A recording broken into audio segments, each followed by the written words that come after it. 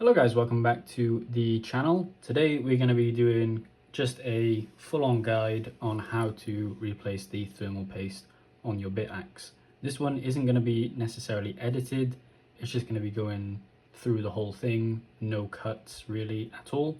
Anything that is kind of cut out is probably just me fiddling about, but I'll try to show you as much as I can. So when it comes to replacing the thermal paste, you probably want to replace it maybe every, I'd say 3 months out of the year. Or normally what I do is I look for how many shares it has submitted. So normally at around 2 million shares, that's when I take it off and replace the thermal paste. You can also do a lot of other cleaning. As you can see, we'll just kind of get this close up to the camera. You can see that the fans are also catching a bit of dust. That will make them slightly less efficient, and you don't want dust in there. You can blow that out with some compressed air if you want to, but I recommend holding the fan and then blowing the compressed air once it's off the actual Bitaxe. So obviously you need a Bitaxe for this, and there's 2 or 3 other things that you need. You need some MX6, you don't actually have to have MX6, but you need some thermal paste to actually replace the one underneath. And then you need maybe some cotton swabs or a microfiber cloth, it doesn't really matter, but just something to clean it off. The main thing is that you want them to slightly absorb the isopropyl alcohol as well. So this is just 99% isopropyl alcohol. I don't really think that there's anything much to explain about that. It dries off very quickly. Do use isopropyl, don't use the denatured ethanol because it has different properties. It needs to be isopropyl to actually drive off or take off some of it. Otherwise, it might damage it if it's denatured ethanol. And then I think the next part should be just taking off the heatsink. So when it comes to it right here, you have a fan. Normally that's going to come off first. So you just pull that out. Now be slightly careful with it.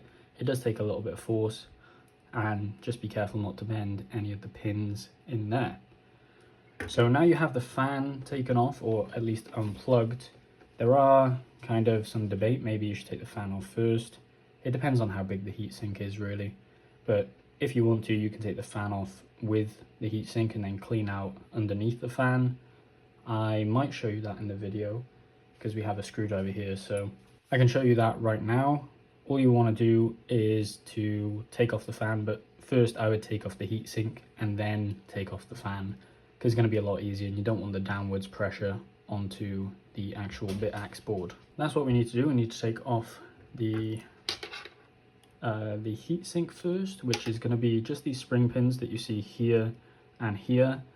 This heatsink only has 2 of the spring pins, but a lot of them have 4, or they might have screws on the bottom by there and there. I'm going to leave these stands on, but sometimes they can get in the way of just pinching that one, but I wouldn't really worry for now. We'll just try pinch this off ourselves. So normally what I do is I just pinch it with my nails, but you can get a set of pliers if you really want to. So it's just a pinch in there. I would hold the board and then just apply a slight bit of pressure inwards. So normally it pops out when I twist. Currently it doesn't seem like it wants to move, but let me take this off and then we can see if we can get that off quickly, because once the first one comes off, normally the other one comes off. But I know that these are very tight in terms of the spring on them because they're very new and they haven't been put in too much. But let's just see if we can pinch that in there and rotate. So I'd also like to note, if you are going to do it with pliers, because I've just got these now, you should probably be very careful of not actually reducing the actual pinch on these, but I think that's okay there. You just want enough force to put it through the hole. I'm not even showing it, which is great. So as you can see there, you kind of want it so it's like that and like that, so it's straight up, and then you should be able just to push it through. but we're going to put these down to push it through. So normally just like that, and that pushes through. And then I think this one just needs a little bit more. So then we just pop that through like that, and that should be it taken off. Now you want to watch out, you don't want to lose the spring pins either, so keep them handy. And you can see underneath that is the thermal paste, and we can actually zoom it in right here. So that's what the thermal paste looks like underneath, and I think now we can move on to actually cleaning it. So my main method, as I have done maybe probably about 10 times on the Bitaxes currently, is to just do a cotton swab like this, firstly on the heatsink. So let's bring that here. Heatsink that you see here, normally just go in, and this is when I actually open up the isopropyl alcohol. So if we zoom it out, you can see here, we're about to open up the lid, and we are then going to take this and dip our cotton swab into there. So it's, and then rim around, I guess, the lid, just to get any droplets off. And then from there, we can just clean this. So let's zoom it in again. So we can just clean this off like this. So it's a lot easier to clean off the thermal paste with this method, because it basically breaks up the thermal paste, and then you can kind of collect it all onto one of these. So let's take that little bit off as well. And you can see right there, that's probably as clean as it's going to get, but it's also drying at the same time. So isopropyl alcohol, the reason that you use it mainly is that it dries very quickly. So you can see there, it's pretty much dry at this point, and that's the main reason why you can clean very quickly with it. We still have a little bit of specks by there, but we can clean that up later on. But that's mainly what I do firstly, so I'd look at that. And then if you do think that your fan or your heatsink is not clean, you can always take the fan off, look underneath. As I said, we already kind of know that it's not, because it has all the dust here. But you can blow just some compressed air into that and get that out if you want to. So now that's clean, we can move on to this right here. Let's tighten that up. So we have just the heat sink, or sorry, the chip by there. And mainly what I'm probably going to do is just come in with that older one, mainly this end of it, and just clean up as much as I can with that, just lightly.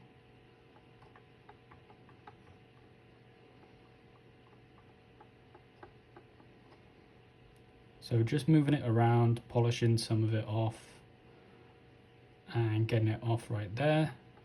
This is why people use microfiber cloths, because it can pick up a lot of the dust. But you can see there, and then I would come in with another one, so a fresh one, and just move around the edges just to kind of clean up all of that. We haven't cleaned this one in a while, as you can see, but move around the edges just to clean up some of that you see there. So let's do that again. So I'm going to try and do this in the video whilst actually looking at it. But just come in here, kind of move it around the edge there, and you can move it around here if you want to, and then kind of scrape along the top to get that thick layer off, and keep going until it looks relatively clean. And down the sides, be careful because you don't want to knock the chip off, so not too much pressure, and it should all come off very easily. And this side as well.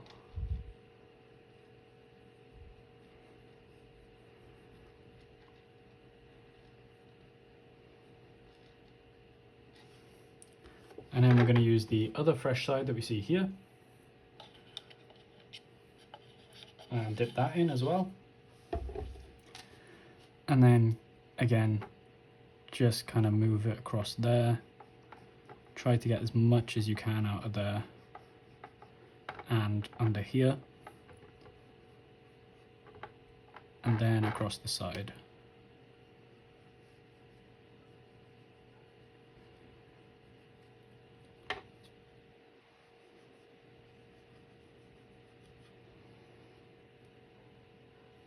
And then just kind of move it around so you get all of it cleaned up. And at the top here, it does have still a little bit, so we'll try and get that off. But that should be pretty clean now. There's still little bits here, little bits there, but overall it's pretty good. We can take that bit off as well. And that should be as clean as you probably want it.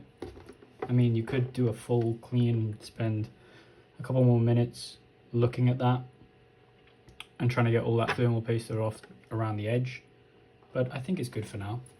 So obviously the next part is going to be putting on your thermal paste. So overall, if you can see that there, that has already dried off. I mean, just around the edge you can see it's already dried off. So that's kind of good, and you can see some of the thermal kind of capacity around the heat sink or around the chip, kind of by here and here. It may be dust as well, but for the most part this is where most of the thermal is coming from, and obviously as you go out it's less hot around here. There is also dirt that sometimes gets into here, gets under there, under there, under there, and around the fan, as you can see by there. So you probably want to clean that as well whilst you're at it. The next part would be putting on the thermal paste like you see here. So we have our thermal paste. You can get any one that you want. I don't really recommend one. I guess this one, MX6 from Arctic, as you can see there. The kind of rationale behind it is that you don't want too little because it won't make the proper thermal connection and it will probably overheat, and you don't want too much because it will slide around as well, and that won't make the right thermal connection and it will probably overheat. And the heatsink won't do enough of the work. You'll be mainly focusing on the thermal paste doing the work. So I've read, or I've seen, or I've done, basically a rice grain worth of thermal paste is okay. So probably about that much, if you can see that there. And normally what I do is I just dab it in the middle right by there. So that's probably a little too much.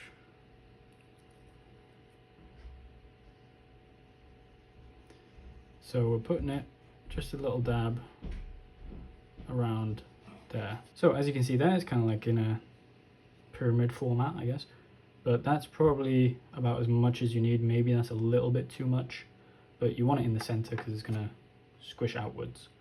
And then obviously the next part is going to be putting on the heatsink, which is very fiddly if you have spring pins. So let's just zoom this out here.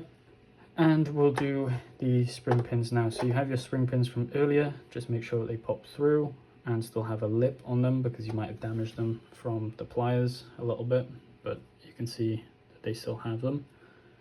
And then you want to align your heatsink. So let's grab that now. So heatsink is right here. We're just going to clean it up just a little bit more with just a dry cotton swab because that will take up some of the remaining thermal paste, and we should be good.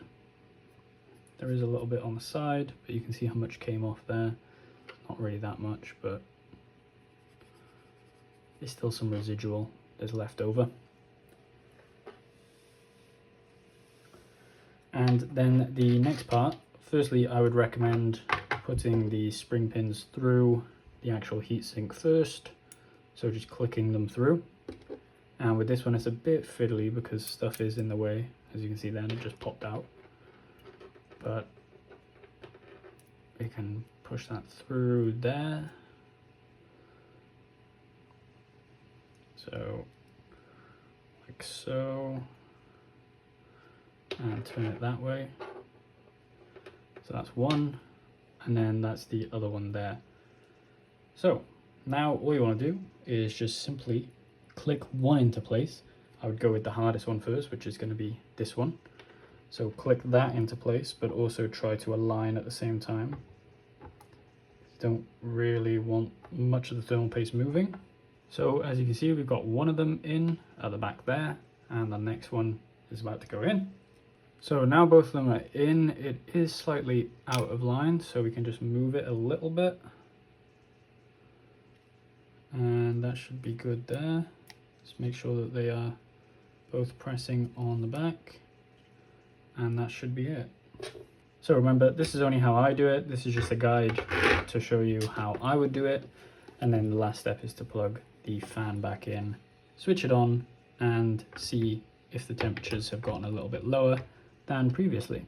Or they might have just stayed the same, and it might just be for more longevity. If it does overheat, I would recommend redoing this with less thermal paste, or maybe making sure that all these spring pins are actually put in at the right tightness. So that's it.